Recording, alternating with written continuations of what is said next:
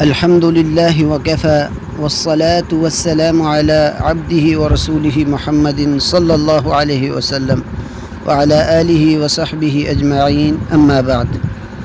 الحمد للہ، اللہ سبحانہ و تعالیٰ کا فضل و کرم ہے کہ اس نے ہمیں انسان بنایا اور اس سے بھی بڑھ کر کے اس نے ہمیں مسلمان بنایا، اور اللہ تعالیٰ سے دعا ہے کہ اللہ ہمیں دین کا علم اور اس پر عمل اور اس کے ساتھ لگاؤ، محبت، الفت اور اس پر تن من دہن لگا دینے والا بنائے، کیونکہ اگر کسی چیز پر دین و دنیا دونوں کی کامیابی، فلاح، عزت، عظمت، کامیابی موقوف ہے تو وہ دین اور شریعت ہے۔ اور دین کا علم حاصل کرنا، اس کی توفیق بھی اللہ باری تعالیٰ کی طرف سے ہوتی ہے، کیونکہ رسول اللہ صلی اللہ علیہ وسلم کا ارشاد گرامی ہے، فرماتے ہیں من یرد اللہ بہ خیرا یفقہہ فی الدین، کہ جس بندے کے ساتھ، جس شخص کے ساتھ اللہ تعالیٰ بھلائی کا ارادہ کر لیتا ہے تو اس کو دین میں سمجھ بوجھ عطا فرما دیتا ہے، دین کا فقہ عطا فرما دیتا ہے اس کو۔ اب دین کو حاصل کہاں سے کیا جائے اور کیسے کیا جائے اور کیا کیا اس کے مقدمات ہو سکتے ہیں؟ دین بنیادی طور پر قرآن اور سنت نبوی کا نام ہے، اور اسی قرآن و سنت کا فہم اور سمجھ بوجھ فقہ کہلاتی ہے، اور اسی فقہ کے لیے کچھ قاعدے اور کلیے بنائے گئے ہیں ہمیں، جن کے ذریعے شریعت کا حکم سمجھایا جاتا ہے، اور ان قاعدوں اور کلیوں کو اصول فقہ کہا جاتا ہے۔ اور اس سے آپ کو اصول فقہ کی اہمیت کا اندازہ ہو گیا ہوگا کہ کسی بھی شریعت کے حکم کے لیے ان قاعدوں کی، کلیوں کی ضرورت ہوتی ہے، جیسا کہ اکثر اوقات عوام میں یہ مشہور ہے کہ قرآن میں یہ چیز لکھ دی گئی ہے کہ جی یہ چیز حلال ہے، یہ چیز حرام ہے، ہر چیز کا، بلکہ ایسا نہیں ہے، کیونکہ قرآن میں اللہ تعالیٰ نے اشاروں کنایوں سے یہ چیزیں بیان کر دی ہیں۔ اب ان اشاروں اور کنایوں کو علماء نے قاعدوں کی شکل میں ترتیب دیا ہے، جس کے ذریعے سمجھا جاتا ہے کہ یہ چیز حلال ہے، یہ چیز حرام ہے، اس سے چیز مراد خاص ہے، اس سے چیز عام ہے۔ تو یہ ساری چیزیں جو قاعدے اور کلیے ہیں ان کو اصول فقہ کا نام دیا گیا ہے۔ اور قرآن اور حدیث نصیحت اخذ کرنے کے لیے تو آپ دیکھیں نہایت ہی آسان اور یسیر بنا دی گئی ہے، جیسا کہ سورہ قمر میں فرمایا وَلَقَدْ يَسَّرْنَا الْقُرْآنَ لِلذِّكْرِ فَهَلْ مِن مُدَّكِرٍ، لیکن قرآن و حدیث میں سے شریعت کا حکم اخذ کرنا اور ان کے ذریعے فیصلے کرنا، یہ ذرا قدر گہرا اور عمیق النظر، توجہ اور تفصیل کا متقاضی ہے۔ اس لیے اس مقصد کے کچھ قاعدے اور کچھ کلیے متعین کر دیے گئے ہیں اس مقصد کے لیے، جس کے ذریعے شریعت کے حکم، اس کی حکمتیں اور عبرتیں سمجھی جاتی ہیں، اور اسی کو فقہ فی الدین کہا جاتا ہے۔ عام طور پر اس میں کچھ افراط اور تفرید کا معاملہ پایا جاتا ہے، یعنی بعض لوگ ان قاعدوں اور کلیوں کو قرآن و حدیث سے بھی اوپر کا درجہ دیتے ہیں، جو کہ غلو سے بھرپور ہے، بلکہ یہ قاعدے اور کلیے تب ہی معتبر اور مقبول ہوں گے جب یہ قرآن اور حدیث صحیحہ سے ثابت ہوں گے۔ اور دوسری طرف ایک دوسرا رویہ ہے جو کہ بالکل ہی فقہ کا انکار کرنے والے لوگ ہیں،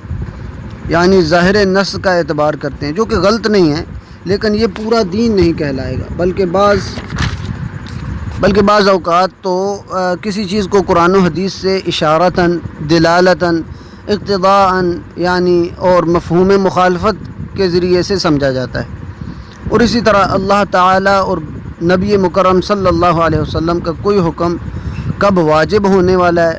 یعنی کب اس سے مراد واجب ہونا ہے، کب اس سے مراد مستحب ہے، کب اس سے مراد مباح ہونا ہے، یہ سب چیزیں اصول فقہ کا موضوع ہیں۔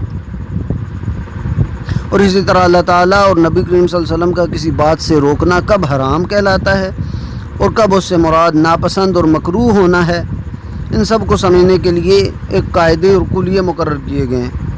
اور اسی کو اصول فقہ کا نام دیا گیا، اور یہی اس کا موضوع ہے۔ اور یہ قاعدے اور کلیے خود قرآن و حدیث سے ثابت شدہ ہیں۔ اسی طرح اصول فقہ میں اللہ اور رسول اکرم صلی اللہ علیہ وسلم کی دی ہوئی رخصتوں اور کسی شخص کا شریعت کے حکم کے لیے اہل ہونا یا نا اہل ہونا، اس کے متعلق، اور اسی طرح شریعت کے مصادر اور مآخذ جن سے شریعت کا حکم متعین ہوں،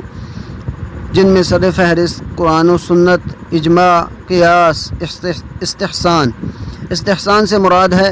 یعنی کسی اقوی دلیل، زیادہ قوی دلیل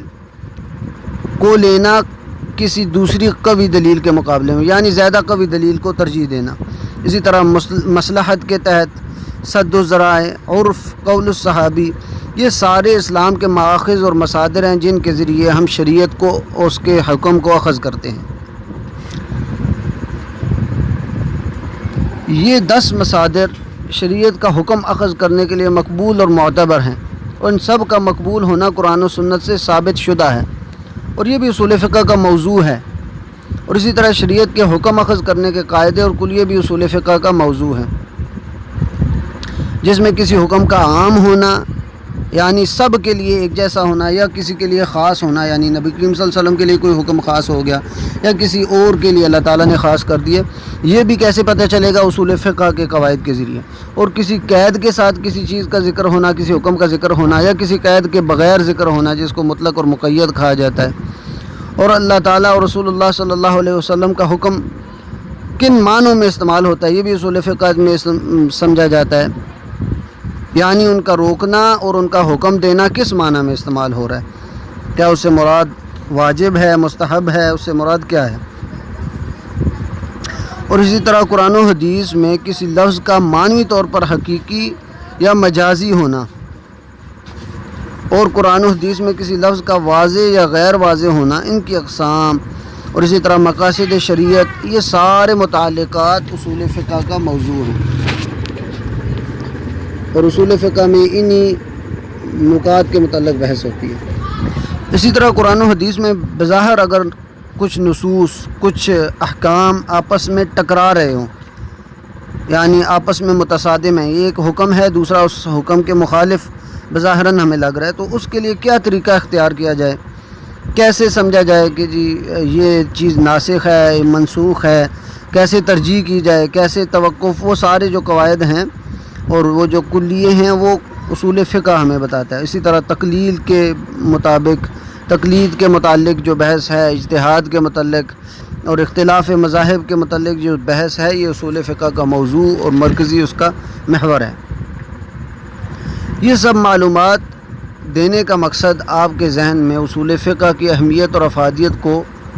اجاگر کرنا ہے کہ دیکھیں قرآن و حدیث دین شریعت کی بنیادی مآخذ ہیں۔ عام طور پر سمجھا جاتا ہے کہ فقہ تیسری چیز ہے، حالانکہ ایسا نہیں ہے۔ قرآن و حدیث کے فہم کو،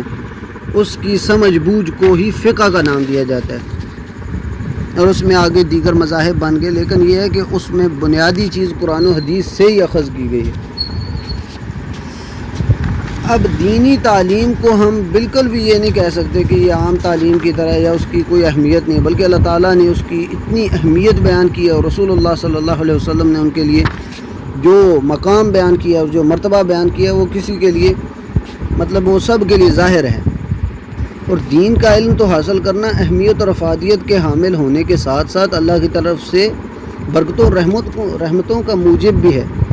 اور دین کا علم حاصل کرنا انبیاء اور ان کے صحابہ کے عمل سے نسبت کا باعث ہے۔ اور رسول اکرم صلی اللہ علیہ وسلم کا تو خود علم میں اضافے کی دعا سکھلائی گئی ہے ان کو۔ آپ صلی اللہ علیہ وسلم علم حاصل کرنے والوں کو ترجیح دیتے تھے، اور اپنے صحابہ کو بھی ترجیح دینے کا حکم دیتے تھے۔ اور ایک دفعہ تو ایک طالب علم کی طرف توجہ نہ کرنے پر رسول اللہ صلی اللہ علیہ وسلم کو اللہ تعالیٰ کی طرف سے سرزش بھی ہوئی، جیسا کہ سورہ عبس میں مذکور ہے۔ اسی طرح حدیث صحیحہ میں آپ دیکھیں عالم کی عابد پر اتنی فضیلت بیان کی گئی ہے کہ شاید کسی اور کی فضیلت اس طرح نہ بیان کی گئی ہو۔ بیان کیا گیا کہ طالب علم کے لیے تو فرشتوں، مچھلیوں اور آسمان میں موجود مخلوقات کی دعا جو ان کے لیے واجب ہوتی ہے، یعنی وہ ان کے لیے دعا کرتی رہتی ہیں، استغفار کرتے رہتے ہیں۔ اور اس علم کو تو انبیاء کی وراثت کہا گیا ہے، اور یہاں تک کہ اس علم کے فوائد و ثمرات مرنے کے بعد بھی اس کے حاصل کرنے والے، اس کے داعی اور مبلغ کو ملتے رہتے ہیں۔ اور اسی طرح دین کے علم سے بے رغبتی کو قیامت کی نشانی قرار دیا گیا ہے۔ اس لیے دین کے علم کو دنیا پر ترجیح دینی چاہیے، یا کم سے کم جتنا وقت دنیا کے علم کو دیا جائے اتنا دین کے علم کو بھی دیا جائے، تاکہ وہ آخرت کی ابدی زندگی کی حقیقی سرمایہ کو ہم پا سکیں۔ اللہ تعالی ہمیں توفیق اور استقامت عطا فرمائے۔ یہ چند بنیادی چیزیں دین کی اہمیت پر اور خاص طور پر اصول فقہ، دین میں فقہ کی اہمیت پر بیان کی گئی ہیں، اور اس میں بھی جو اس کے قواعد اور کلیے ہیں جس کے ذریعے فقہ کو حاصل کیا جاتا ہے، جس کے ذریعے دین کی سمجھ بوجھ کے قاعدے ایک بنائے گئے ہیں، اس کی اہمیت کو واضح کیا گیا ہے۔ اس لیے کہ اس انتہائی ضروری موضوع کو لے کر ہم نے ارادہ کیا ہے کہ ایک لیکچر سیریز کا انعقاد کیا جائے، جس میں اصول فقہ کی انتہائی اہم کتاب جس کا نام الوجیز فی اصول فقہ ہے، عبد الکریم الزیدان رحمہ اللہ نے اس کو لکھا ہے۔ اس کتاب کو ہم نے اختیار کیا ہے۔ اس کتاب کی خصوصیت یہ ہے کہ اصول فقہ کی تقریباً سب ضروری معلومات اس میں موجود ہیں، اور یہ کتاب بغیر کسی خاص مذہب کی اتباع اور بغیر کسی مذہب پر تنقید کیے ہوئے، بلکہ اس میں دلائل کو سامنے رکھ کے راجح بات کو اخذ کیا گیا ہے۔ اور جیسا کہ اس کتاب کے نام سے ظاہر ہے کہ یہ کتاب مختصر اور انتہائی آسان اور عام فہم انداز میں لکھی گئی، اور اس کتاب کی اہمیت کا اندازہ اس بات سے بھی لگایا جا سکتا ہے کہ یہ کتاب جامعات اور مدارس اسلامیہ میں 8ویں درجے کے علماء کو پڑھائی جاتی ہے، کیونکہ اصول فقہ اور اس پر درس یہی فقہ فی الدین کی جڑ اور اصل ہے، اور اسی کی بڑی اہمیت بیان کی گئی۔ اس کتاب کو بنیادی طور پر عربی زبان میں لکھا گیا ہے، اور میں اس کو از حد وسعت آسان فہم اور سلیس اردو میں مزید اختصار اور غیر ضروری تفصیل کو چھوڑ کر عام لوگوں کے لیے پیش کروں گا، یعنی عام فہم عام لوگوں کے لیے۔ اس میں کوئی تعقید لفظی نہیں ہوگی، کوئی مشکل الفاظ انشاءاللہ آسان فہم طریقے سے اس کو پیش کیا جائے گا۔ اور آخر میں اللہ سبحانہ و تعالیٰ سے دعا ہے کہ اللہ تعالیٰ نے جس طرح اس کام کی توفیق عطا فرمائی، اسی طرح اس کو احسن انداز میں مکمل کرنے اور اس کو اچھی طرح سمجھنے کی توفیق عطا فرمائے۔ اور اس لیکچر سیریز میں روزانہ اصول فقہ کی کتاب الوجیز فی اصول فقہ کو آسان اور سلیس اردو میں مختصر شرح کے ساتھ روزانہ تقریباً 1 یا 2 موضوعات کو حسب توفیق اور استعداد 5 سے 10 منٹ میں پیش کیا جائے گا۔ جزاکم اللہ خیرا فی الدنیا والآخرہ وإیائی۔ سبحانک اللہم وبحمدک اشہد ان لا الہ الا انت استغفرک واتوب الیک۔